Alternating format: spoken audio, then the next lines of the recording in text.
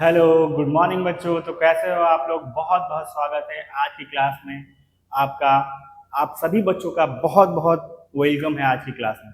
Angstrom classes लाया है आपके लिए पूरे होल सोशल साइंस का क्लास, जिसमें हम लोग पूरे सिलेबस को थ्रू द ईयर हम लोग कंप्लीट करेंगे। और एंगस्ट्रॉम क्लासेस की टीम और जो हमारी एक फैकल्टी की टीम है, और स्पेशली मैं आपका बहुत बहुत ही वेलकम करता हूँ बच्चों। आज हम लोग बहुत ही एनर्जी के साथ अपने क्लास 10th के chapter rise of nationalism in Europe को देखने वाले हैं, जिसमें हमने पिछली क्लास में बहुत सारी चीज़ों को देखा था, हमने पढ़ा था। हमने सबसे पहले स्टार्टिंग में आपको होल सिलेबस का एक पैटर्न बताया कि चीज़ें कैसे कैसे चलेंगी। फिर हमने क्लास में जो है rise of nationalism in Europe को स्टार्ट किया, और ये हमारी शायद आई थिंक हमारी तीसरी क्लास है जिसमें हम लोग फर्दर मूव करने वाले हैं, ठीक है। और हम लोग rise of nationalism in Europe को पढ़ रहे हैं अभी फिलहाल। तो चलिए, आप लोग जैसा कि याद कर पा रहे होंगे कि rise of nationalism in Europe हमारा चैप्टर था, जिसमें हम लोग बहुत सारी चीज़ों को देख रहे थे।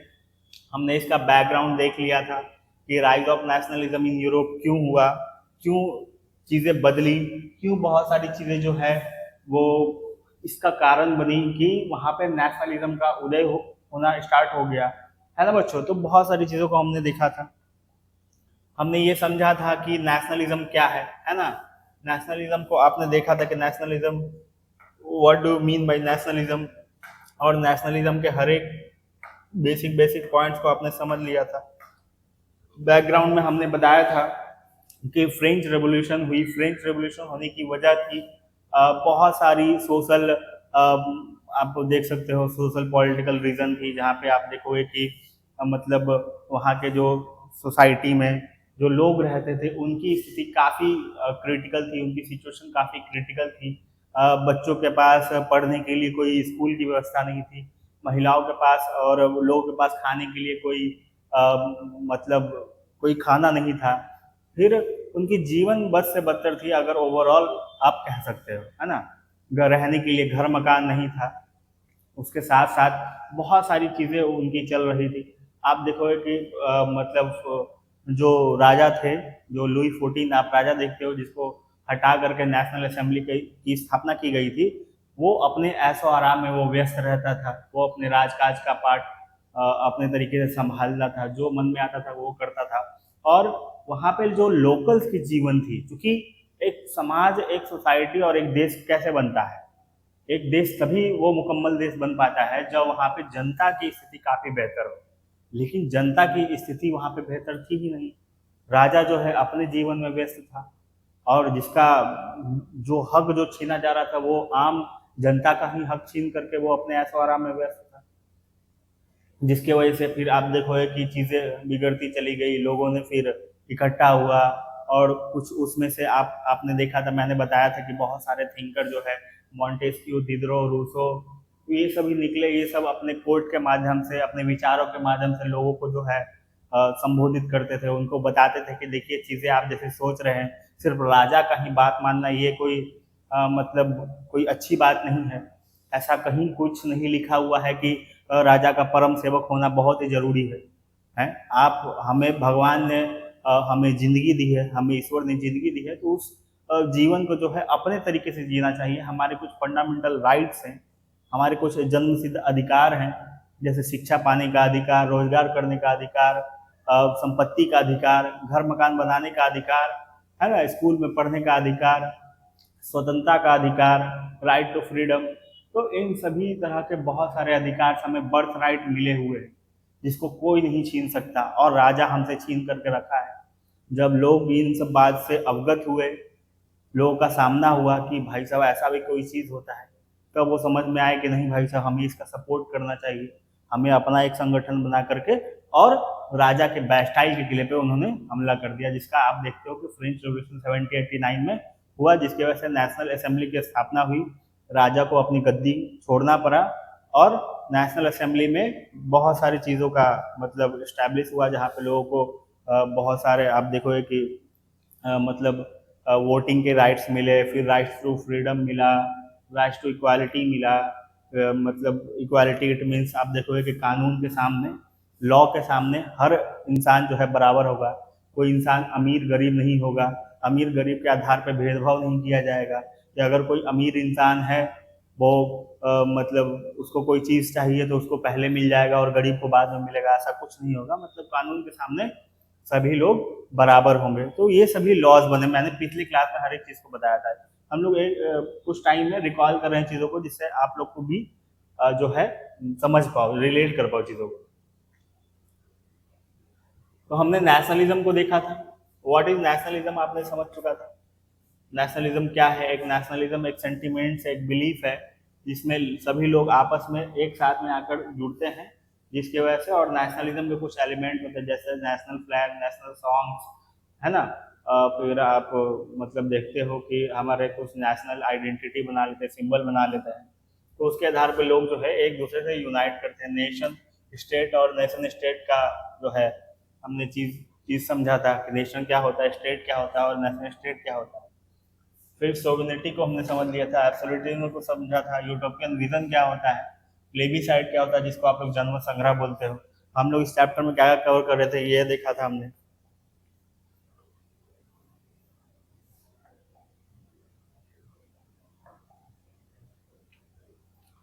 फिर आइए हम लोग लास्ट में ये सारी चीज़ों को देखे थे, जिसमें आपने देखा था कि 1789 में जो है फ्रेंच रेवोल्यूशन हुआ था यहाँ पे, और 1791 में आप देखते हो कि France become a constitutional monarchy, मतलब एक संविधानिक जो है राजतंत्र का शासन वहाँ पे आ गया। राइट्स ऑफ मैन सिटीजन ये वगैरह वगैरह अडॉप्ट कर लिया गया था। Fraternity as a national idea, इन सभी चीज़ों को अडॉप्ट किया था। 1792 से 1793 में आपने देखा था कि जैकोबियन के बारे में मैंने बताया था, जैकोबियन क्लब बनाया गया था। रॉबिस्फियर के नेतृत्व में वो चल रहा था। वो इतना ज़्यादा रेडिकल हो चुका था कि फिर लोगों की भलाई करते करते, लोगों की भलाई की बात करते करते वो काफ़ी ज़्यादा रेडिकल हो गया, जिसकी वजह से अपने अपोजिशन और सबको मरवाने का काम किया। सभी अपोजिशन पार्टी को मरवाने लगा, जो उसके खिलाफ जाते थे वो उसको मरवा देता था। इस पूरे काल को रीन ऑफ टेरर कहा गया, है ना, आतंक का काल कहा गया। तो जिसमें देखते हो कि लास्ट में फिर इसमें आप देखोगे कि गिलोटीन एक वर्ड चलता है। गिलोटीन के थ्रू जो है वो अपने दुश्मनों को मराता है। गिलोटीन में होता क्या है कि एक औजार टाइप का होता है और मनुष्य के सर को धड़ से अलग कर दिया जाता है, डायरेक्ट ऐसे गर्दन रख करके, और सर को धड़ से अलग कर दिया जाता है, मतलब गर्दन को काट दिया जाता है, उसी को गिलोटीन कहते हैं। तो गिलोटीन के माध्यम से वो अपने सारे अपोजिशन को मरवा दिया करता था। तो ये हमने रॉबिस्फियर, जैकोबियन के बारे में देख लिया था। फिर 1799 में आप देखते हो कि नेपोलियन जो है, नेपोलियन का उदय हुआ। वो धीरे धीरे चीज़ों सत्ता में वो आया और धीरे धीरे चीज़ें उसके हिसाब से बदलने लगी। फिर हम लोग देखे थे यहाँ पे लिबर्टी का मतलब क्या है, इक्वालिटी का मतलब क्या है, फ्रेटर्निटी का मतलब क्या है। और फिर आप लोग देखे थे कि चेंजेस जो है नेशन का आइडिया किस तरीके से बदला, है ना। तो हम सभी ने इन सभी चीज़ को देखा था। ला मार्शलिस का यहाँ पे नाम आपको दिखता है, और सिटोइन का नाम आपको दिखता है, सिटीजन का मतलब, है ना। ये आपके हो गए। तो अब आते हैं हम लोग नेपोलियन पे। देखिए अब आपको नेक्स्ट आपको नेपोलियन के बारे में ही पढ़ना है। Napoleon and the code spreading ideas uniting peoples. उससे पहले हम नेपोलियन के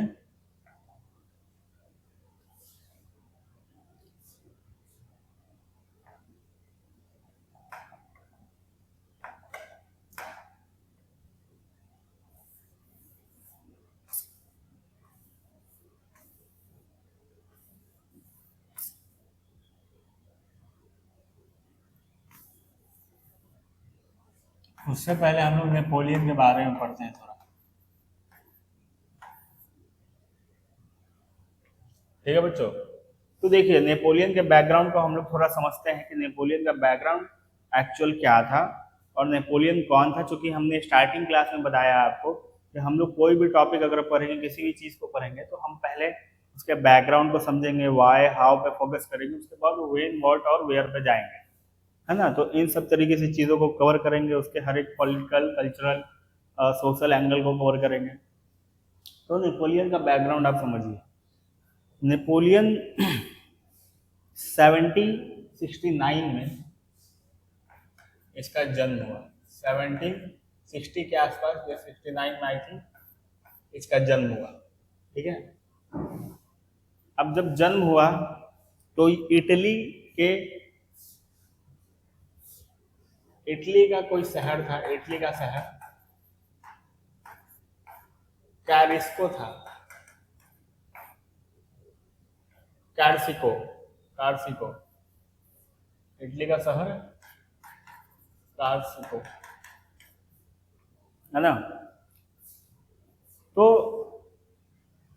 जब ये बच्चा था तो ये मतलब इटली में पला बढ़ा।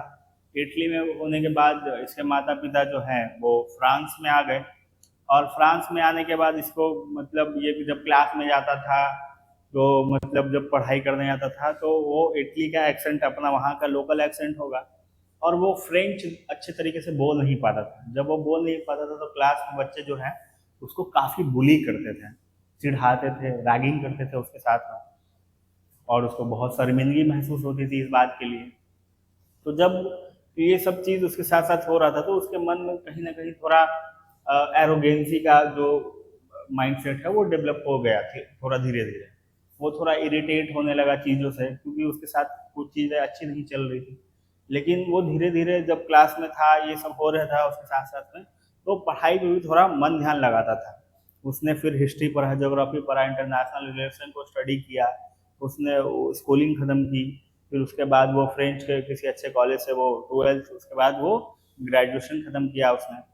और इसी दौरान जब ग्रेजुएशन खत्म करने के दौरान वो जब उसे स्कूलिंग पढ़ता था तो उसका पढ़ाई जो हुआ है वो मिलिट्री स्कूल से हुआ था। वो मिलिट्री के जो है उसके पिताजी भी कुछ उसी में थे, समझ गए बात को। तो पिताजी भी उसी से रिलेटेड, चूंकि उसका दाखिला मिलिट्री स्कूल मिलिट्री कॉलेज में हो गया, तो इस वजह से क्या हुआ कि वो उसको सारा मिलिट्री का जो है आइडियाज, मिलिट्री के कंसेप्ट के थ्रू ही जो चीज़ें हैं उसके इन्वायरमेंट बैकग्राउंड चीज़ें उसी तरीके से चलती थी, है ना। तो फिर धीरे धीरे क्या हुआ कि वो मिलिट्री स्कूल में पला बढ़ा तो आइडिया भी उसी तरीके से काम करेंगे, जाहिर सी बात है। और वो बुली होने के साथ साथ वो एरोगेंट भी थोड़ा हो रहा था, तो उसका माइंडसेट भी उसी तरीके से था, थोड़ा स्ट्रिक्ट हो रहा था वो चीज़ों को लेकर के। तो बहुत ही कम समय में जब वो ग्रेजुएशन करके निकला तो बहुत ही कम समय में वो इसने एक एग्जाम दिया मिलिट्री का, और एक पद पे जाके मिलिट्री का कोई ऑफिसर बन गया। मतलब जो मतलब ठीक ठाक पद होता है तो वो जाके उस चीज़ को ज्वाइन कर दिया मिलिट्री के अंदर ही, है ना। तो उस टाइम देखोगे कि सबसे पहला जो फ्रेंच रेवोल्यूशन हो रहा था 1789 में, 1789 में आप देखोगे कि रेवोल्यूशन हुआ। तो यहाँ से आप देखोगे कि यहाँ से 19 साल का अंतर है ना। 19 और 20 साल का अंतर है, लगभग आप कह सकते हैं। तो 20 साल में ही इसको जो है पहली बार इस युद्ध में जो है, मतलब इस युद्ध में कुछ इसको वैसा कुछ टास्क दिया गया, तो इसने काफी अच्छा परफॉर्मेंस दिखाया। तो इससे जो आला अधिकारी, जो ऊपर के अधिकारी थे, वो काफी खुश हो गए। अब काफी खुश हो गए तो भाई साहब इसको, अब जैसे ही कोई इंसान जो है अपना काम जो है अच्छा करके दिखाता है तो उससे ऊपर के जो वहाँ पे हेड होते हैं तो वो काफी खुश होकर के और दूसरा अपॉर्चुनिटी भी देते हैं कि भाई साहब ये बंदा अच्छा काम कर रहा है तो इसको चलो हम लोग दूसरा अपॉर्चुनिटी देते हैं। तो इस तरीके से उसको अपॉर्चुनिटी मिली, उसकी वैल्यूज भी बढ़ी, उसके सैलरीज भी हाइक हुए, बढ़े। तो धीरे धीरे मतलब प्रोग्रेसिव होता चला गया, मतलब वो धीरे धीरे उसकी लाइफ स्टाइल अच्छी होती चली गई, और अपॉर्चुनिटी मिला तो वो अपने मतलब अपने बहुत ही कम समय में वो काफ़ी अच्छे पोस्ट पे आ गया, अपने मिलिट्री वाले ही पोस्ट में, तो काफ़ी अच्छे पोस्ट पे आ गया। तो बहुत सारे युद्ध हुए, फिर उसके बाद रीजनल लोकल युद्ध हुए फ्रांस में, क्योंकि पहले युद्ध होते रहते थे। तो काफ़ी अच्छा उन सब वॉर्स में जो है उसने काफ़ी अच्छा जो है प्रदर्शन किया, ठीक है। परफॉर्मेंस उसकी काफ़ी अच्छी रही हर एक वॉर में, और उसका माइंडसेट का भी काफ़ी उसको तारीफ किया गया, उसका माइंडसेट भी काफ़ी काबिल तारीफ था। तो जब इस तरीके से हुआ तो धीरे धीरे धीरे धीरे धीरे धीरे क्या हुआ कि ऐसे ही इसको वार में भेजा गया। तो अपने वार में धीरे धीरे जाते जाते वो क्या किया कि अच्छा जो है वॉर का मतलब टॉप पोजीशन पे आ गया, वहां से उस टॉप पोजीशन पे आ गया जहाँ पे चीजें फिर रूलर के साथ जो है वो चलती थी, वगैरह वगैरह होती थी। तब तक आप देखोगे कि मतलब हमारा जो है नेशनल असेंबली बन चुका था, फिर चीजें जो है कॉन्स्टिट्यूशनल मोनार्क बन चुकी थी, मैंने बताया आपको। चीजें जो है बदल गई थी, कंप्लीट मोनार्की खत्म हो गया था, कॉन्स्टिट्यूशन आ चुका था। तो उसी तरीके से नेपोलियन भी जो है कॉन्स्टिट्यूशन का सहारा देते हुए और गरीब लोगों की काफी बात किया करता था, है ना। गरीब लोगों की काफी बात किया करता था और बात करते करते करते करते ये मतलब गरीबों के बीच काफी ज्यादा ये हो गया, फेमस हो गया, पॉपुलर हो गया आम आम जनता, आम लोगों के बीच में। और ये चूंकि उस तरीके से देता था वक्तव्य या फिर अपने भाषण में, तो जनता इससे काफी खुश हो जाते थे। मतलब इसका बोलने का एक्सेंट और लोगों के बीच में जब ये जाता था, जनता एकदम मतलब दिलो जान से इसका वेलकम करती थी, स्वागत करती थी। तो इस तरीके से काफी ज्यादा इसको ये कुछ ज्यादा ही पॉपुलर हो गया था। अब पॉपुलर हुआ तो धीरे धीरे वो उस पद पे था ही, और धीरे धीरे अपने टॉप लेवल पे पहुंचने के बाद वो आप देखोगे कि अपने जो वहाँ के हेड थे, प्रेसिडेंट के रूप में या फिर आप हेड के रूप में आप देखोगे, रूल के रूप में, तो सबसे पहले खुद को वहाँ से जब वो टॉप लेवल पे पहुंचा, उसके पीछे के लेवल में, जैसे आप कहते हो पीएम है, मैं एग्जाम्पल के बता रहा हूँ, तो पीएम के बाजू में बगल में कौन होता है? पीएम के बगल में होता है होम मिनिस्टर, होम मिनिस्टर होते हैं। तो होम मिनिस्टर क्या करेगा, खुद को कभी पीएम को पद खाली होगा तो पीएम बोलेगा कि भाई साहब तुम कब तक ये चीज देखो, है ना, तुम ये पद संभालो। और ऐसा ही इसको जब मौका मिला तो ये क्या किया कि अपने आप को ही वहां पे बोला कि भाई साहब हम जो है 10 साल के लिए हम कंप्लीट तरीके से यहीं पे जो है शासन करेंगे, रूल करेंगे 10 साल के लिए। फिर 10 साल ऐसे ऐसे करते करते फिर खुद को कंप्लीट तरीके से मोनार्क घोषित कर दिया कि मैं ही जो हूँ फ्रांस का राजा हूँ, इस तरीके से। और लोग भी इसका वेलकम कर रहे थे। क्यों वेलकम कर रहे थे, मैंने बताया अभी, क्योंकि जो फ्रांस का खोया हुआ गरिमा था, बोल रहा था वो उस तरीके से कि भाई साहब फ्रांस में चीजें काफी अच्छी नहीं हुई है। अभी भी लोगों को आप देखोगे कि उस तरीके से सपोर्ट नहीं किया जा रहा है, अभी लोगों को पूरा तरीके से अधिकार नहीं दिया गया है। तो बहुत सारी चीजें थी। जैसे एक्चुअल में था क्या, वोटिंग राइट्स तो मिले, राइट्स मिले थे फ्रांस में, लेकिन वो सिर्फ आदमियों के लिए था, मैन के लिए था, वुमेन के लिए नहीं था, वुमेन के लिए नहीं था। समझ रहे हो बात को? और ये भी था कि वहां पे जो मिडिल मिडिल क्लास है, तो मिडिल क्लास के लिए वोटिंग राइट्स था, लोअर मिडिल क्लास के लिए ना के बराबर था, या 2/3 इस तरीके से था, है ना। तो यही समस्या थी, मिडिल क्लास की था, लोअर मिडिल क्लास के लिए 2/3 का था। 2/3 का वोटिंग राइट्स इस तरीके से काम कर रहा था। मतलब ये एक वोटिंग राइट देगा और ये 2/3 उसका कहलाएगा, ये वोट जब देगा तो इस तरीके से मतलब कह सकते हो आप लोग कि कुछ इस तरीके से जो है व्यवस्था थी। महिलाओं को वोट देने का अधिकार नहीं था। फिर बहुत सारे लोगों को संपत्ति का अधिकार नहीं मिला था। संपत्ति का अधिकार मिला था, लेकिन वो अपर मिडिल क्लास तक ही सीमित रह गया था, लोअर तक नहीं आ पा रहा था। कहने का मतलब यह है, सुधार तो हुआ, लेकिन वो सुधार पूरे ओवरऑल ग्राउंड लेवल पे वर्क नहीं कर पा रहा था।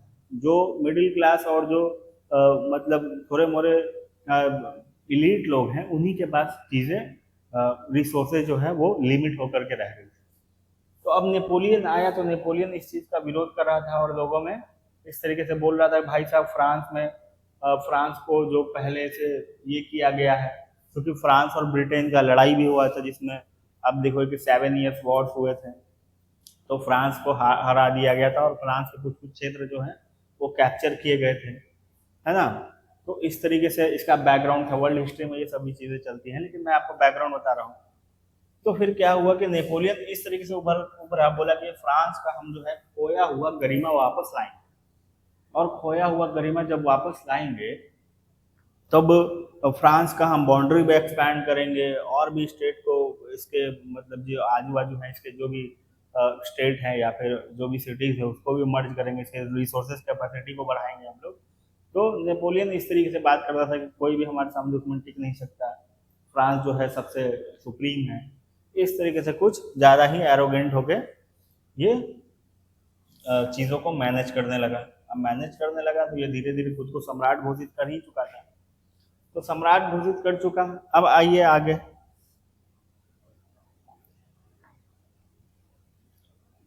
अब आते हैं नेपोलियन पे हम लोग। नेपोलियन का ये बैकग्राउंड समझ गए, सम्राट बन चुका है। तो उसने जब उसके हाथ में जब सत्ता आई तो वो क्या क्या किया आप देखोगे कि नेपोलियन जो है बहुत सारे वो सुधार किए, यहाँ पे आपको देखने को मिलेंगे। हु वाज नेपोलियन, मैं अगर जूम करके बताऊं आप लोगों को,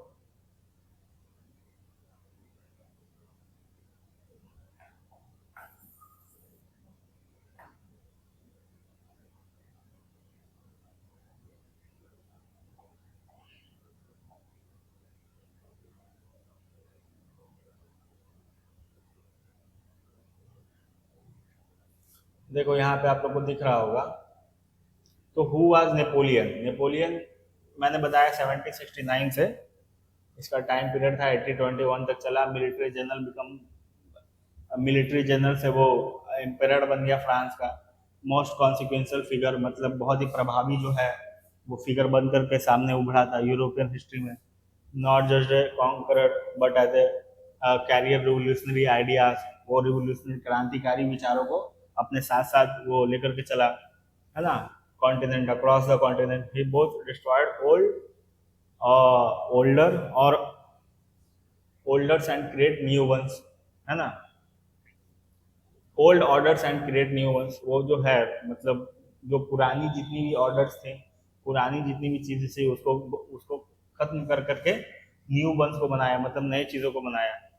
अब आप देखते हो कि नेपोलियन जो है वो क्या किया था, जब वो सत्ता में आ गया तब नेपोलियन कोड लागू किया, ये बहुत ही इंपॉर्टेंट है। नेपोलियन कोड लागू किया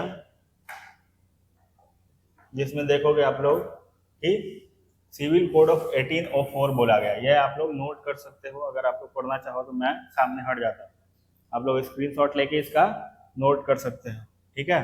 तो नेपोलियन कोड में था, उसने एक uniform set of laws introduce किए, जहाँ पे नेपोलियन रिप्लेस किया 100 different feudal laws that existed across France and later across conquered territories.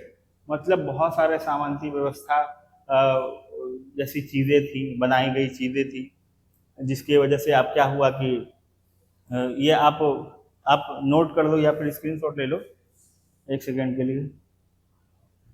मैं थोड़ा पानी पी ले रहा हूँ।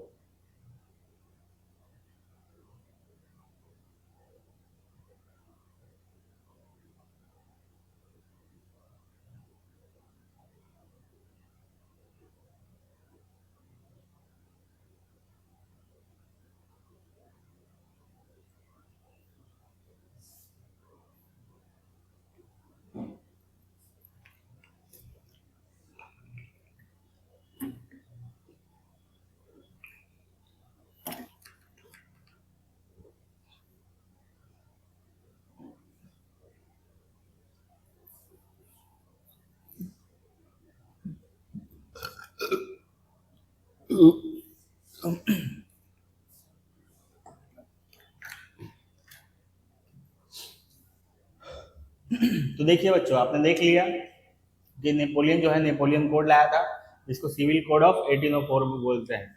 इसमें इस कोड में क्या क्या था, इस कोड में देखिए क्या था।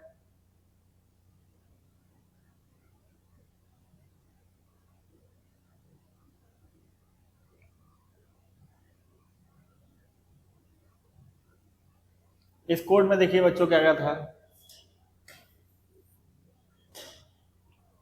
अबॉलिश फ्यूडल प्रिविलेज, मतलब जो पहले के फ्यूडल प्रिविलेज थे, जैसे आप देखोगे जो इलीट लोग थे या फिर जो नोबिलिटी लोग थे, तो उसको प्रिविलेज मिले हुए थे कि वो जो है कोई काम नहीं करेगा, उसको लोग जो है धन दे करके मतलब चंदा दे करके उसके जीवन का भरण पोषण करेंगे, या फिर उसको टैक्स दिया जाएगा, वो टैक्स से बाहर होंगे। इस तरीके से कुछ प्रिविलेज दिए हुए थे, तो वो सामंती उस प्रिविलेज को जो है हटा दिया गया। No more special right for nobles, है ना, बाय बर्थ। जैसे हम लोग देखते हैं कि बहुत सारे हमारे इंडियन सिस्टम में भी बहुत सारी चीज़ें रहती है जो बहुत ही क्रिटिकल सिचुएशन है, तो हम उस पर बात नहीं करेंगे, लेकिन ये है कि आप इस बात से समझ लो, नोबिलिटी, क्लर्जी और कॉमनर्स में बटे हुए थे लोग। फर्स्ट स्टेट, सेकंड स्टेट और थर्ड स्टेट मैंने बताया था आपको, है ना, नोबिलिटी, क्लर्जी और कॉमनर्स। फ्रेंच रिवॉल्यूशन में मैंने बताया था ना, इस तरीके से चीजें बटी हुई थी। इन दोनों टैक्स से बाहर थे, टैक्स नहीं लगता था इन दोनों पर, और इन पे ही सिर्फ टैक्स लगता था। तो बहुत सारी और भी राइट्स थी इनके पास, प्रॉपर्टी राइट्स थे, फिर टैक्स के राइट्स थे, और ये टैक्स से बाहर भी रहेंगे, टैक्स वसूलेंगे लेकिन ये टैक्स से बाहर रहेंगे, कोई टैक्स नहीं देंगे। बहुत सारी जमीन, बहुत सारे धन संपत्ति, ये सभी चीज थे, है ना। तो जब नेपोलियन आया तो क्या किया, सारे सामंती व्यवस्था, फ्यूडल मतलब होता है सामंती व्यवस्था, फ्यूडलिज्म आप एक चीज टर्म पढ़ोगे, वो सामंती व्यवस्था होता है, मतलब कोई दूसरा समाज या फिर कोई दूसरा व्यक्ति या फिर कोई दूसरा साम्राज्य अपने से नीचे साम्राज्य को, अपने से छोटे साम्राज्य को वो क्या करता है, उसके वहाँ के रिसोर्सेज को अपने के लिए यूज करता है, अपने प्रॉफिट के लिए यूज करता है, और कहता है कि भाई साहब हम जैसा बोलेंगे तुम वैसा काम करोगे। तो वो कहलाता है सामंत, और वो जो करता है ये चीज वो कहलाता है मातृत्व देश, यानी मदरलैंड। एक तरीके से साम्राज्य भी बोल सकते हो, इम्पेरियलिज्म जिसको आप लोग बोलते हो, ठीक है। तो ये चीज आप समझ गए। तो क्या किया गया, all citizens were equal before the law, हर जो है सिटीजन वो इक्वल होगा लॉ के सामने। फ्रेंच रिवॉल्यूशन में जो बात करी गई तो उसमें कुछ गड़बड़ियाँ थी, कुछ चीज़ें और भी बेटर नहीं थी, है ना। कुछ राइट जो थे मैंने बताया, जैसे बैकग्राउंड लेवल पे, एकदम ग्राउंड लेवल पे वो नहीं उतरी थी। तो नेपोलियन अब उसको और उसकी डिग्री को बढ़ाया, जैसे पहले 90 डिग्री तक ही सुधार हुआ था, अब उसको टोटली 180 डिग्री किया गया। समझ के बात को। तो ये सारी चीज़ें हुई। फिर देखोगे कि establish the right to property, पहले लोगों के पास संपत्ति रखने का अधिकार नहीं था। अब जैसे मान लीजिए मैंने बहुत मेहनत करी, बहुत सारे काम किए, बहुत मेहनत करे अपने जीवन में, और बहुत धन वगैरह कमाए, या कमा करके जो है अपने घर मकान और को बनाया, है ना, कहीं पे ज़मीन खरीदा, कहीं पे घर को मकान को बनाया। और ये जब करने के बाद एक टाइम में क्या हुआ कि वहाँ के सरकारी या फिर वहाँ की जो लोकल गवर्नमेंट है वो क्या करेगी, आएगी और बोलेगी नहीं भाई साहब तुम्हारा संपत्ति जो है यहाँ पे जो तुम घर बनाए हो, अब यहाँ पे सरकार को कुछ और बनाना है, यहाँ पे गार्डन बनाना है सरकार को घूमने के लिए, या मंत्री राजा को घूमने के लिए। तो इसके बदले में आप क्या करोगे, उसके बदले में आपको मुआवजा चाहिए, और बोलोगे भाई साहब मेरे को बदले में पैसा दो, लेकिन वहाँ पे ऐसा कोई सिस्टम था ही नहीं। घर तो ले लिया लेकिन कुछ दिया नहीं उसके बदले में। तो अब जो है, अगर आदमी के पास कोई प्रॉपर्टी है तो वो उसका राइट होगा, वो उसका अधिकार होगा, कोई उससे उसको छीन नहीं सकता, है ना। तो यही बोल रहा है, establish the right to property, citizen had legal protection of their private property, मतलब अब उसके पास लीगल अधिकार होगा, वो कानून के सामने ये बात रख सकता है कि भाई साहब देखिए मेरा प्रॉपर्टी अगर ले रहे हैं तो उसके बदले में आप मुआवजा दीजिए मुझे, जितने का प्रॉपर्टी मेरा आज का मार्केट कैप के हिसाब से है आप मुझे उतना पैसा दे दीजिए, या फिर मेरे प्रॉपर्टी पे आप कैप्चर मत कीजिए। जैसे बहुत सारे गवर्नमेंट को काम पड़ता है आज भी हमारे इंडियन सोसाइटी में भी, तो हमारे पास मतलब भी राइट टू प्रॉपर्टी था, लेकिन वो अब कानूनी प्रॉपर्टी बन चुका है हमारे इंडियन, आप कॉन्स्टिट्यूशन में देखोगे तो आप देखोगे कि क्या था कि बहुत गवर्नमेंट को जरूरत पड़ती है। जैसे मान लो कि कोई सड़क निकालना पड़ रहा है और सड़क के बीच में आपका घर आ जा रहा है, आप ही का घर आ रहा है, तो उसमें आप इंसान को भी समझना होता है कि भाई साहब चलो हम अपना घर जो है वो सड़क के लिए देते हैं, लेकिन गवर्नमेंट उसके बदले में आपको पे करती है, ऐसे नहीं कि वो आपको घर ले लेती है, वो आपका लीगल राइट है ना। लेकिन यहाँ पे ऐसा कुछ था ही नहीं, गवर्नमेंट चाहे तो पूरा कुछ भी कर सकती है, जनता को ये है नहीं। तो प्रॉपर्टी राइट को लाया गया, ये एक रिवोल्यूशनरी आइडिया था। बहुत सारे पार्ट्स, यूरोप के बहुत सारे पार्ट्स में, है ना, तो इसको स्टैब्लिश किया। फिर गारंटेड रिलीजियस टॉलरेंस, मतलब no discrimination based on religion in legal matters, a direct break from old church dominated law. ये क्या बोला गया, अब सोचिए, जैसे मान लो कि कोई नोबिलिटी वर्ग का इंसान है और मैं हूँ कॉमनर्स, है ना, और मान लीजिए कि कोई नोबिलिटी वर्ग का इंसान है, मतलब वो उस फैमिली से बिलोंग करते हैं, और मैं कॉमन फैमिली से बिलोंग करता हूँ, तो मैं भी अच्छे खासे पोस्ट पे हूँ, अपना मैं भी जीवन में अच्छा खासा जो है काम धाम करके, काम धंधा करके अपने लाइफ में सेटल हुआ हूँ, सक्सेस हुआ हूँ। और वो तो अपने प्रिविलेज हैं ही, वो जन्म से ही उसके पापा मम्मी और दादा दादी के पास पैसा रहा। तो अब हम लोग के पास मान लो किसी चीज को लेकर के डिस्प्यूट हुआ, कोई विवाद हुआ, अब विवाद लेकर के हम कोर्ट में गए। अब कोर्ट में गए तो कोर्ट वाला क्या करेगा, वो डिस्क्रिमिनेट करेगा डायरेक्ट कि भाई साहब ये तो नोबिलिटी का फैमिली से है, नोबल फैमिली से ये बिलोंग करता है, जो सजा के तौर पे आप ही को सजा मिलेगा, आप ही गलत हो गए। तो ऐसा होता था, समझ के बात को। तो इस चीज को अबोलिश किया गया कि भाई साहब अब कोई रिलीजियस के बेस पे अब कोई डिस्क्रिमिनेशन नहीं होगा, ये नहीं कहा जाएगा कि वो नोबल फैमिली से है इसलिए वो कुछ भी कर सकता है ना। कोई जमीन है, कोई जमीन आपका हड़प लिया, आधा जमीन आपका हड़प लिया, और आप गए लीगल राइट, आप कोर्ट के पास गए, आप न्याय मांगने गए कि भाई साहब देखिए ऐसा ऐसा हो रहा, तो अब बोला है कि नहीं, नोबल जो है उसके सामने आप नोबल फैमिली के सामने आप कोई लालचन नहीं लगा सकते, कोई उसको ब्लेम नहीं कर सकते, वो ऐसा नहीं कर सकते। तो ये तो बहुत बेतुकी वाली बात हो गई। तो नेपोलियन इसको हटाया कि अब डायरेक्ट जो है मतलब ये बेस्ड रिलीजन के बेस पे कोई लीगल मैटर में डिस्क्रिमिनेशन नहीं होगा। ठीक है बच्चों, आप देखिए आगे क्या बोला गया, यूनिफॉर्म रेशनल एडमिनिस्ट्रेशन, मतलब यूनिफॉर्म किया गया, एकीकरण किया गया रेशनल एडमिनिस्ट्रेशन को। आप लोग जो देखते थे कि one set of laws, administrative system making governance efficient and predictable. मतलब क्या बोला गया कि जितने भी एडमिनिस्ट्रेशन के सिस्टम थे उसको यूनिफॉर्म किया गया। एडमिनिस्ट्रेशन सिस्टम कुछ इस तरीके से बटा हुआ था कि कोई मान लो कि कोई सड़क एवं परिवहन का कोई मंत्रालय है, कोई व्यवस्था है जो सड़क निर्माण का काम देखेगी, तो वो किसी और के अंडर में है। फिर जो है मान लीजिए कि कोई, आप देखोगे कि लेबर लॉ से रिलेटेड कुछ काम करना है तो वो किसी और के हक में है ना। और शिक्षा से कोई जरूरी काम करना है तो वो किसी और चीज के हक में है। तो ऐसे तरीके से चीजें वो काम नहीं कर पाती थी, लोग अपने मर्जी से सब अपने अपने काम कर रहे हैं। तो इन सभी चीज को, एडमिनिस्ट्रेशन को एक में लाया गया, यूनिफॉर्म किया गया। और अगर ऊपर किसी इंसान को बिठाया गया और सबका हेड तो नेपोलियन ही था, तो वो सबको वन सेट ऑफ लॉ में लाया, जिसकी वजह से क्या हुआ कि एडमिनिस्ट्रेशन सिस्टम जो है वो अच्छे तरीके से काम कर पाई और एफिशिएंट एंड प्रेडिक्टेबल हो पाई। कि अगर भाई साहब हम कोई लॉ बना देंगे या फिर ऊपर वाला नेपोलियन बैठ करके बोलेगा कि भाई साहब देखो शिक्षा में ये सुधार होनी चाहिए, सभी कॉलेजेस में वाईफाई लगेंगे, तो अब सब कॉलेज में, पूरे फ्रांस के कॉलेज में वाईफाई लगेगा तो लगेगा। इस तरीके से अगर वो बोले कि भाई साहब सब रोड में जो है स्ट्रीट लाइट लगेगा, सब रोड में लाइट लगेंगे रोड पे, और गलियों में स्ट्रीट लाइट लगेंगे, तो सभी पूरे फ्रांस में ये काम होगा तो होगा। तो इस तरीके से एडमिनिस्ट्रेशन सिस्टम बनाया गया कि सभी एडमिनिस्ट्रेशन सिस्टम को एक बंच में लाया गया और उसका हेड नेपोलियन अपने आप को रखा, जिसकी वजह से एडमिनिस्ट्रेशन सिस्टम जो है प्रॉपर तरीके से काम कर पाए। तो ये उसके कुछ सुधार थे बच्चों। ठीक, अब आइए आगे।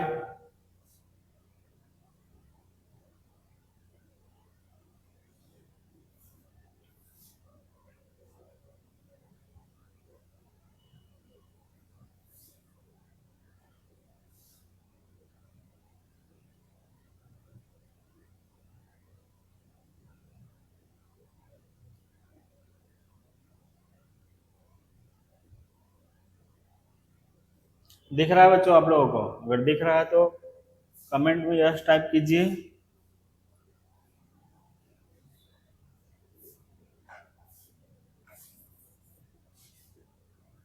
और आप लोग इसको देखिए, इसका स्क्रीनशॉट लीजिए, आप इसको लिखिए, है ना, लिख भी सकते हैं।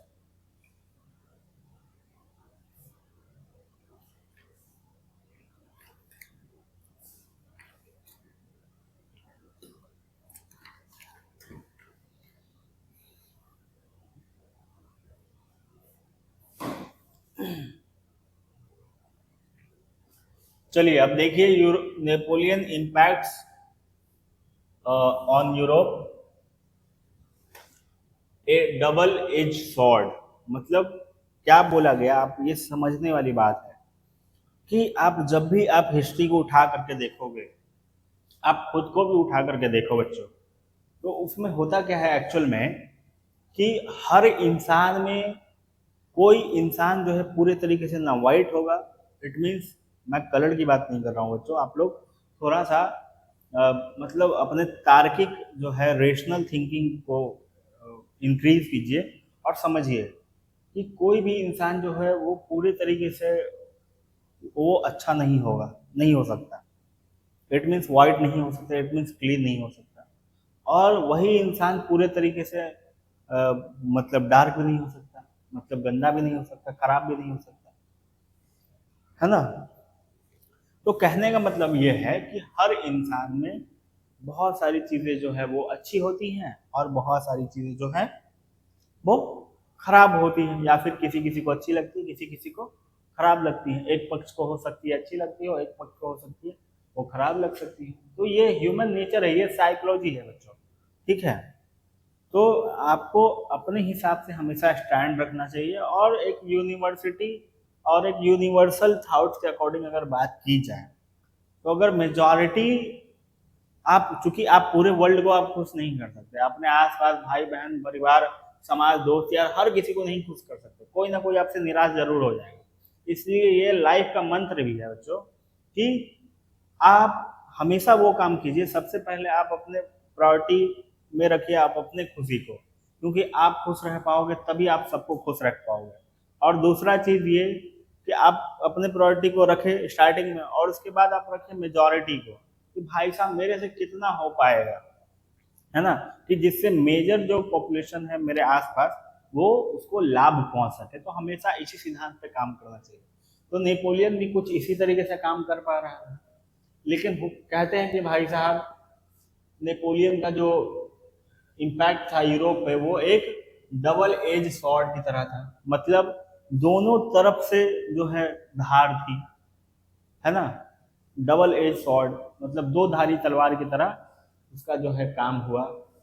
अब देखिए दो धारी तलवार, तो जाहिर सी बात है कि भाई साहब एक तरफ अगर कुछ अच्छा होगा तो दूसरे तरफ बुरा होगा, कहने का मतलब ये है। तो देखिए हम लोग उसके पॉजिटिव इम्पैक्ट और नेगेटिव इम्पैक्ट के रूप में हम लोग, मैंने उसको डिवाइड किया है, तो उसको समझिएगा।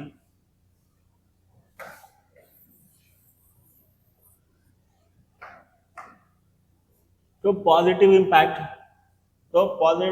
में देखिए spread of revolutionary ideas, liberty, equality. मैंने पॉजिटिव चीजें आपको बताई अभी अभी पहले कि उसने क्या क्या अच्छा काम किया। तो conquered territories in Italy, Germany, Spain and Poland. ये क्या किया कि अपने आइडियाज, रिवोल्यूशनरी जो आइडियाज थे उसके उसके जैसे लिबर्टी, इक्वालिटी, सभी को बराबर करो, सभी को आजादी दो, चाहे वो ग्राउंड लेवल पे बैठा कोई भी इंसान हो, किसी भी तरह का इंसान हो, सभी को आजादी मिलनी चाहिए और सभी के पास हक होनी चाहिए। नेपोलियन ने ये बात करी, और इसका इसका मतलब विस्तार कहाँ तक हुआ, इटली, जर्मनी, स्पेन, पोलैंड, इन सभी जगहों पर इसका विस्तार हुआ, ठीक है। तो ये इसके पॉजिटिव एस्पेक्ट हैं। और इसके वजह से वो क्या कर पाया, उन सभी टेरिटरीज को कॉन्कर कर पाया, मतलब जीत पाया। मतलब जाहिर सी बात है अगर मेरा कोई आइडियाज है वो इंडिया के साथ साथ पाकिस्तान को भी पसंद आ रहा है, पाकिस्तान के लोगों को भी पसंद आ रहा है, तो जाहिर सी बात है अगर मैं कभी पाकिस्तान गया और वहाँ पे जनता को बहुत ही ज़्यादा मतलब जो है मैं ये प्रभावित कर पाया, तो अब जाहिर सी बात है ना कि अगर मैं वहाँ पे प्लेबिसाइड कराऊंगा और जनमत संग्रह करा के अपने क्षेत्र में उसको शामिल कर सकता हूँ यहाँ पे, या फिर वहाँ पे जो लोकल रूलर होगा उस पर अटैक करके मैं उस क्षेत्र को इंडिया में शामिल कर सकता हूँ, हो सकता है ऐसा। तो नेपोलियन ने भी ऐसा ही काम किया है, वो इसके इसके लिए वो सक्सेस रहा। अब आगे देखिए, abolish serfdom and feudal obligation in many region. इसमें क्या कह रहा है कि मैंने बताया कि वो जो फ्यूडल ऑब्लिगेशन, सामंती व्यवस्था और मतलब नोबिलिटी से जुड़ी हुई चीजें, जो व्यवस्था बनी हुई थी, उसको वो क्या किया, वहाँ बहुत जो है मतलब बहुत रीजन से उस चीज को हटाया, है ना, अबॉलिश किया, खत्म किया।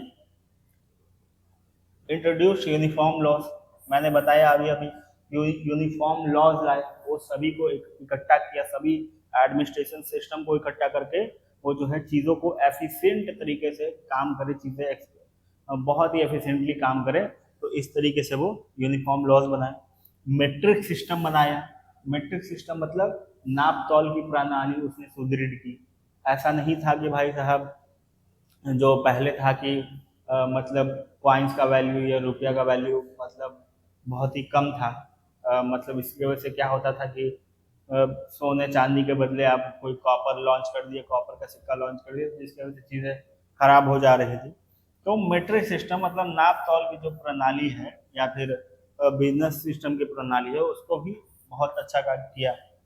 एंड मॉडर्न एडमिनिस्ट्रेटिव स्ट्रक्चर, और मैंने बताया एडमिनिस्ट्रेटिव स्ट्रक्चर को भी मजबूत किया। Inspired a sense of national consequences consciousness among people who resisted French ruler, uh, paradoxically strengthening local nationalism। क्या बोला गया कि एक सेंस ऑफ नेशनल कॉन्शियसनेस लोगों के बीच जो है लगातार बिठाया। एक सेंस ऑफ नेशनल कॉन्शियसनेस मतलब कि राष्ट्रवाद के प्रति प्रेम जनता के मन में बिठा दी पूरे तरीके से कि आप लोग को कभी भी अगर कुछ भी हो तो भाई साहब उसी चीज के लिए आपको खड़ा नहीं होना है, या फिर आप खड़ा ना हो तो चलेगा, लेकिन आप हमेशा अपने राष्ट्र के प्रेम के प्रति हमेशा खड़ा रहिए। तो ये उसने लोगों के मन मन में बिठा दिया, है ना।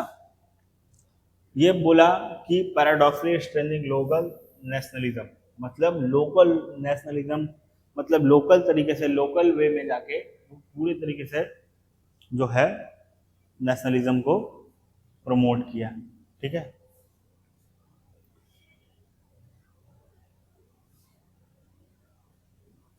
देखो अब ये पॉजिटिव इफेक्ट है, इसके एस्पेक्ट है। अब नेगेटिव एस्पेक्ट पे हम लोग आते हैं। तो देखिए ये इसके नेगेटिव एस्पेक्ट, मतलब कॉन्ट्राडिक्शन या नेगेटिव एस्पेक्ट कह सकते हो, नेगेटिव इम्पैक्ट।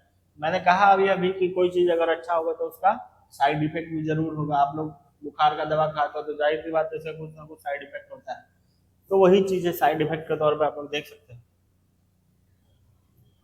पहला पॉइंट क्या है कि Napoleon armies were seen as a foreign invader not liberator by many Europeans.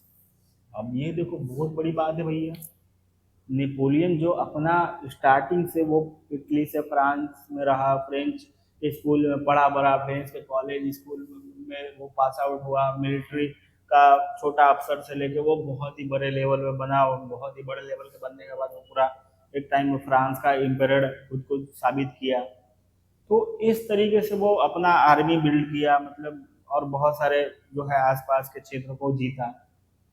अब ये सोचो कि अपने आप में कितनी मतलब ये है कि army was seen as a foreign invader, मतलब उसके लोगों को देखा गया इस तरीके से कि नेपोलियन का आर्मी जो है वो, क्योंकि नेपोलियन जो है वो पॉपुलर इतना हो चुका था, तो इटली, जर्मनी और आसपास के स्पेन, पोर्चुगल, इन सबको मैंने बताया कि उन सब के टेरिटरी को भी जो है वो मतलब अपने में शामिल कर रहा था धीरे धीरे। और एक टाइम ऐसा था, मैं बच्चों बता दूं आप लोगों को, कि फ्रेंच जो है, फ्रांस जो है बहुत ही वाइड लेवल की चीज़ों को कैप्चर कर लिया। यूरोप में सबसे बड़ा अगर किसी का टेरिटरी था वो नेपोलियन का टेरिटरी ही था, फ्रांस का मतलब टेरिटरी ही था। ठीक है, तो जिसके वजह से क्या हुआ, जर्मनी का, इटली का, पोर्चुगल का, तो इन सब के रूलर, वहाँ के जो लोकल रूलर थे या फिर वहाँ के जो मोनार्क लोग थे, वो सभी आपस में प्लान बना रहे थे, खिचड़ी पका रहे थे कि भाई साहब इसको कैसे रोका जाए, ये तो एकदम फैलता जा रहा है रायता की तरह है। इसको अगर नहीं रोका सही समय पर, अगर नहीं रोका तो बहुत ही हम लोग के लिए बेकार होगा। तो एक टाइम इसको रोकना भी काफ़ी मुश्किल हो गया था, लेकिन कहते हैं कि भाई साहब जब कोई इंसान बहुत ही ऊपर लेवल पे चला आता है तो फिर उसके अपने ही उसके दुश्मन बन जाते हैं। तो इसके मतलब बहुत एनिमीज बन चुके, तो इसके ऊपर बहुत सारे जासूस को लगाया गया, इसके अपने अंदर ही दुश्मन को बिठाया गया, तो इस तरीके से इसका डाउनफॉल स्टार्ट हुआ। तो आप देखोगे कि नेपोलियन के जो आर्मी है पूरे यूरोप यूरोप लोग इस तरीके से बताया कि नेपोलियन जो है इस तरीके से अटैक कर रहा है, लग रहा है कि कोई फॉरेन इन्वेडर है, और इसको एकदम संज्ञा वही दिया जो इसके पड़ोसी देश थे जिसपे ये कब्जा कर लिया था। बोला कि तुम फॉरेन इन्वेडर की तरह हो, तुमको हम छोड़ेंगे नहीं। तो ये इसका एक नेगेटिव एस्पेक्ट बोला गया। अब ये क्या किया कि ये अपने, चूंकि अब देखो कि अपने समाज को अच्छा बनाने के लिए, सोसाइटी को अच्छा बनाने के लिए ये टैक्स को बढ़ाया, इम्पोर्ट सेंसरशिप, सेंसरशिप को भी इम्पोर्ट किया। मतलब अब देखो सेंसरशिप क्या होता है, सेंसरशिप मतलब जैसे आप कोई फिल्म पब्लिश कर रहे हो, कोई मैगजीन पब्लिश कर रहे हो, कोई बुक पब्लिश कर रहे हो, कोई कार्टून पब्लिश कर रहे हो, कोई मीडिया वाला है तो वो अपना कुछ रिपोर्ट वैसा पब्लिश कर रहा है, तो उस पर सेंसरशिप होता है। तो सेंसरशिप आप हटा दोगे तो मीडिया उतनी फ्री तरीके से काम करेगी, फ्रीली काम करेगी। और आप सेंसरशिप लगा दोगे तो मीडिया को कुछ भी करने से पहले सरकार को बताना पड़ेगा कि हम ये रिपोर्ट पब्लिश करें या ना करें। इससे क्या होता है कि प्रेस जो है वो, आप अच्छे तरीके से, आप डेमोक्रेटिक कंट्री नहीं बोल सकते खुद को, या फिर जनता की आवाज़ को आप दबा रहे हो ये कह सकते। तो ये इस पर एक इल्ज़ाम लगा, और ये बात कुछ हद तक सही भी है। And force military conscription in conquered lands, और मिलिट्री कॉन्स्पिरेशन में इसका जो है ये किया गया, बोला बताया गया कि भाई साहब ये बहुत सारे मिलिट्री कॉन्स्पिरेशन किए मतलब लैंड को जीतने के लिए। फिर ये बोला गया his autocratic rule, his autocratic rule contradicted the ideas of liberty he claimed to uphold। मतलब ये बोला मतलब इसको इस तरीके से, इसको इस लाइन को आप इस तरीके से समझिए बच्चों कि ये जब उठा जमीन से, ग्राउंड से जब ये उठ रहा था, और ये जब शासक के रूप में अपने शुरुआती दौर में था, तो देखोगे कि आप मतलब ये बोला था कि लिबर्टी और इक्वलिटी की बात की, भाई साहब सबको आज़ादी मिलनी चाहिए, सबको समानता मिलनी चाहिए, ग्राउंड लेवल पर समानता चीज़ें आनी चाहिए। लेकिन जब ये खुद को सम्राट घोषित कर दिया, जब खुद को पूरे फ्रांस का रूलर एम्पायर घोषित कर दिया, मोनार्क घोषित कर दिया कि मेरे अलावा अब कोई जो है फ्रांस का रूलर नहीं होगा, मैं ही करता धरता हूँ, तो अपने आप में ये चीज़ें कॉन्ट्रेडिक्टरी नहीं है कि भाई साहब आप एक तरफ बात कर रहे हो कि ज़मीन पर हर लोगों को जो है सबको समानता ये मिलनी चाहिए, और आप अपने लेवल पे आप समानता नहीं दे रहे हो, इक्वालिटी नहीं दे पा रहे हो सकता है कि आपसे कोई अच्छा रूलर बने, वोटिंग अगर कराया जाए तो वो भी देश का विकास कर पाए, देश का भला कर पाए, है ना बच्चों। लेकिन आप तो खुद मोनार्क बन चुके हो, तो ये अपने आप में कॉन्ट्राडिक्शन है, विरोधाभास वाली बात है ना। तो इसको इस तरीके से देखा गया कि आप बोलते तो हो कि लिबर्टी को हम अपहोल्ड करते हैं, लेकिन जो है ये अपने आप में ही कॉन्ट्राडिक्टरी है, ठीक है, विरोधाभास है इस चीज में। His defeats, especially in Russia 1812, weakened France and led to the restoration of conservative monarchies at Congress of Vienna 1850। अब देखो 1812 में स्पेशली इन रसिया उसका हार हुआ। क्या हुआ इसमें मैं आपको एक कहानी बताना चाहता हूँ। ये एक कहानी है, और ये कांग्रेस ऑफ वियना क्या है, हम लोग हर एक पक्ष पे बात करेंगे, ठीक है बच्चों। आपको आप समझ सकते हो, आप हर एक चीज़ को, जो मेरी बातें आपको इम्पोर्टेंट लगे आप नोट्स के फॉर्म में उसको भी लिख सकते हो, ठीक है बच्चों, क्योंकि हर एक चीज़ लिख पाना संभव नहीं है ना, लेकिन हर एक चीज़ बता पाना संभव है।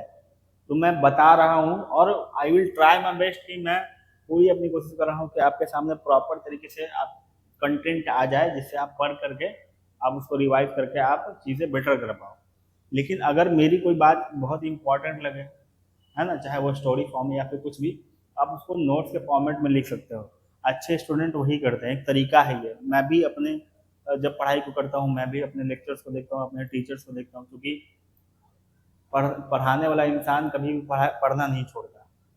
तो मैं भी अपने टाइम में अपने टीचर्स की कोई इंपॉर्टेंट बात होती है, वो बोल रहे होते हैं, तो मैं उसको नोट कर लेता हूँ अगर वो याद रखने वाली बात है।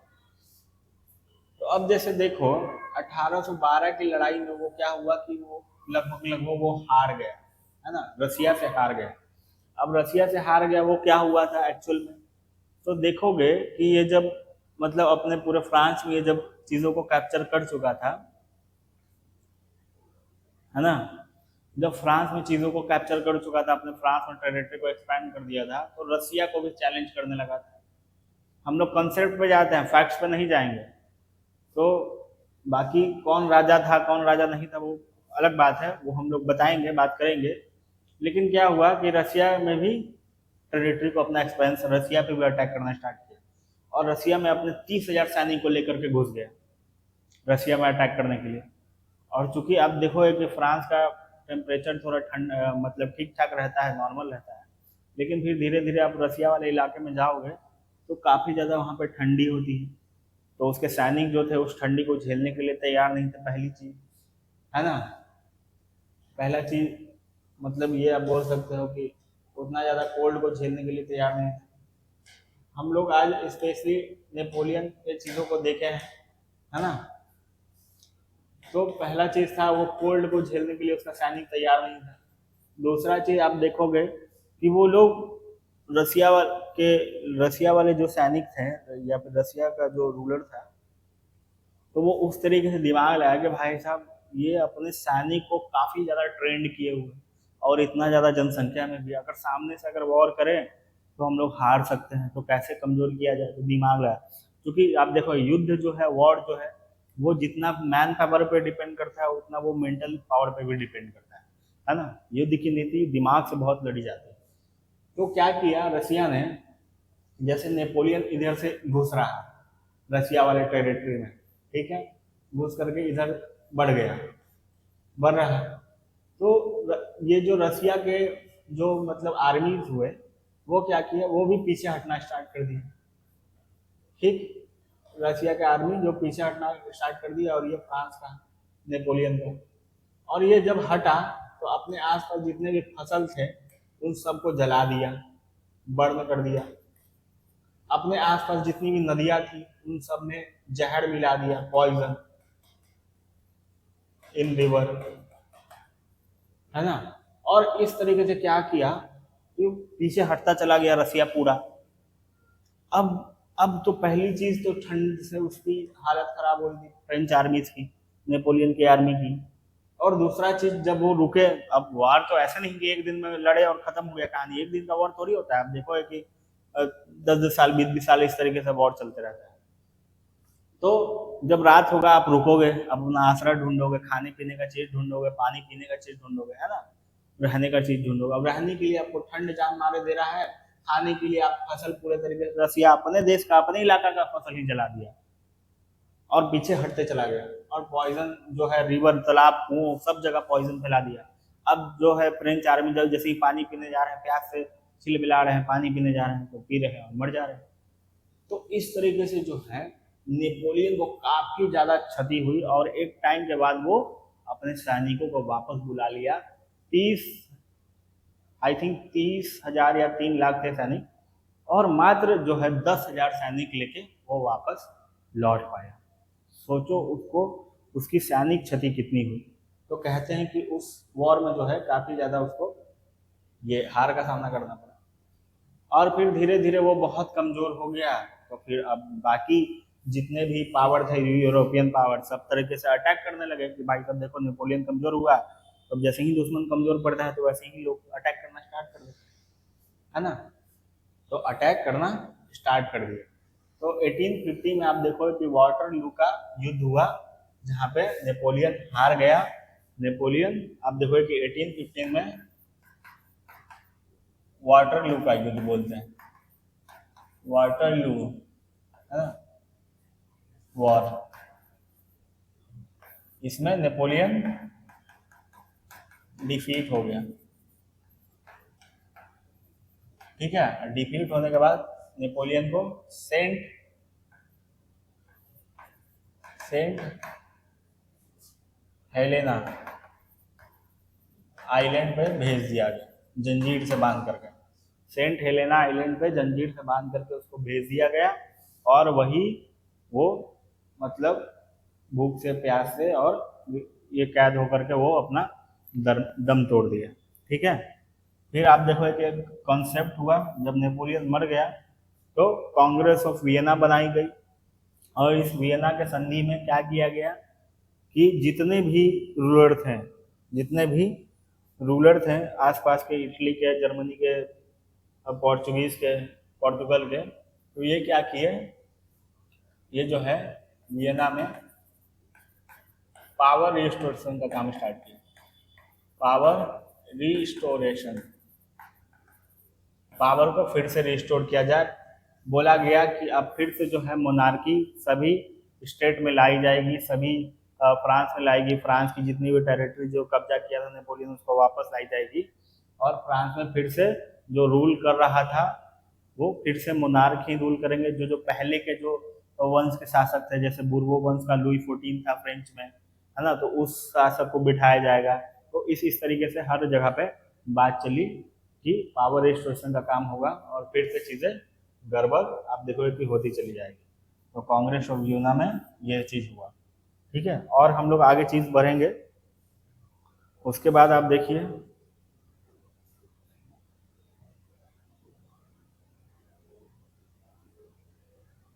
देखो यहाँ पे क्या बोल रहा है कि नेपोलियन का जो इम्पैक्ट है, आप यहाँ पे बोल सकते हो NCERT remember to side his spirit evolution but also an autocrat who exploited conquer people, this contradiction is very important. मतलब आपसे एग्जाम में ये सवाल पूछ सकता है कि आप बताइए कि नेपोलियन का जो मतलब पॉजिटिव एस्पेक्ट था और पॉजिटिव इम्पैक्ट था और नेगेटिव इम्पैक्ट था, इन दोनों ने कैसे जो है यूरोप के शेप को बदला और ये जो है कॉन्ट्राडिक्शन किस तरीके से आप कह सकते हो उस चीज़ को। तो आप लोग बता सकते हो, क्योंकि मैंने हर एक चीज़ को बताया है, पॉजिटिव इम्पैक्ट और नेगेटिव इम्पैक्ट, आप लोग इसको डिस्कस कर सकते हैं। ठीक है बच्चों, तो अब देखिए, अब ये चीज़ें ये सारी चीज़ें बात है। और कांग्रेस ऑफ वियना भी आप लोग समझ गए हो 1815 में। तो आज के लिए हम लोग यहीं पर रहने देते हैं क्योंकि क्लास काफ़ी लंबी हो चुकी है। तो हमारा यही प्रयास है बच्चों कि आप सभी को एक बेटर एजुकेशन प्रोवाइड किया जाए। ठीक है, और फ्री प्लेटफॉर्म पे हम लोग पढ़ा रहे हैं और ये पूरी एंगस्ट्रॉम की टीम ये भरसक प्रयास में लगी हुई है कि आप लोगों के पास क्वालिटी ऑफ एजुकेशन प्रोवाइड किया जाए, है ना। और आप सभी बच्चों से रिक्वेस्ट है कि आप आसपास अगर ये क्लास आपको अच्छा लगता हो, आपको मेरा पढ़ाने का तरीका अच्छा लगता हो, आप एंगस्ट्रॉम टीम का अगर आप धन्यवाद करना चाहते हैं जो आपके पास क्वालिटी एजुकेशन ला रही है, तो आप अपने सपोर्ट को दिखाइए, अपने प्यार को दिखाइए बच्चों। क्योंकि आपका प्यार और सपोर्ट हमें नहीं दिखेगा तो हम लोग के पास मोटिवेशन नहीं हो पाएगा, है ना। आप लोग को पढ़ाने का वो मोटिवेशन डाउन होता चला जाएगा, इसलिए आपके सपोर्ट की बहुत ज़रूरत है। तो आप क्या कीजिए बच्चों, आपने आपके पास जितने भी फ्रेंड्स, रिलेटिव या फिर जितने भी आपके सोर्सेस हैं, आप उनको ये फॉरवर्ड कर सकते हो, भेज सकते हो, है ना, अपना सपोर्ट दिखाने के लिए। आप चैनल को सब्सक्राइब कर सकते हो ताकि हमें एक मोटिवेशन मिले। आप लाइक कमेंट कर सकते हो, शेयर कर सकते हो चीज़ों को, जिससे हम लोग को मोटिवेशन मिले और ये पूरे सीरीज को हम लोग whole year through the year इस जर्नी को स्टार्ट करके और आपको एक better quality of education provide करने की हम लोग कोशिश कर पाए और हम लोग इस गोल में अपने सक्सेसफुल हो पाए बच्चों। तो आज के लिए यही मेरा कहना था और आज के लिए आप सभी का बहुत बहुत धन्यवाद बच्चों। इस क्लास को इंगेजिंग बनाए रखने के लिए, अपने पेशेंट को बनाए रखने के लिए आप सभी का बहुत बहुत धन्यवाद। मिलते हैं हम लोग नेक्स्ट क्लास में। थैंक यू तब तक के लिए।